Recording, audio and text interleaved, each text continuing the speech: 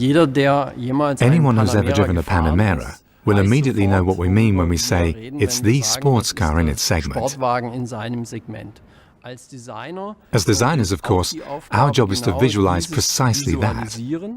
And that brings us back to the proportions of the vehicle within this class. The lowest vehicle, the widest vehicle.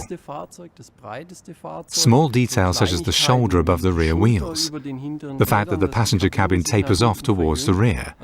In other words, all the design elements we know from classical sports cars have been transferred to this vehicle. That immediately produces the visual message, despite the size of the vehicle. I am the sports car in this segment. We had a very clear direction in mind and an idea. We wanted to infuse the car with even more Porsche DNA. In other words, it was to become a little bit flatter and sportier. And the designers already had that in mind when making their first sketches.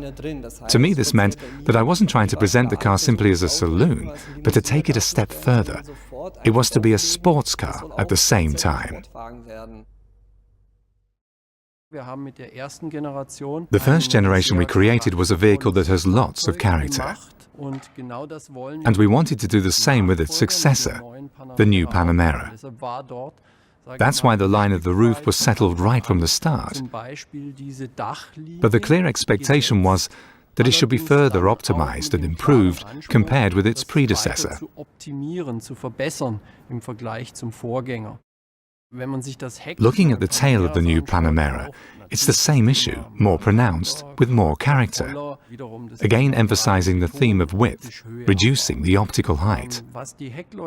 Looking at the taillights in detail, we'd started to pursue a certain philosophy with the Macan. We wanted to give the taillight a three-dimensionality, an actual architecture. And now we're combining that with the idea that the two outer taillights should blend together and create a home for the Porsche badge.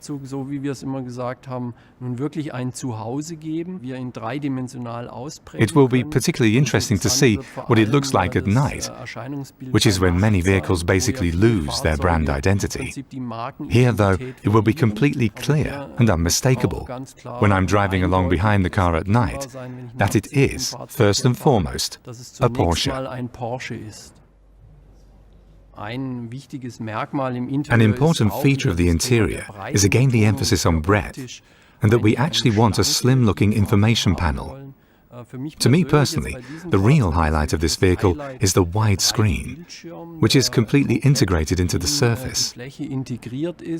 To achieve that, the vents, which are normally on the left and right, giving you the feeling that the screen is squeezed between them, have moved down. And again, the technical highlight is that they're closed when they are not being used. So these are all elements where I would say that as designers, we were given a great deal of freedom so as to be able to produce a very attractive design.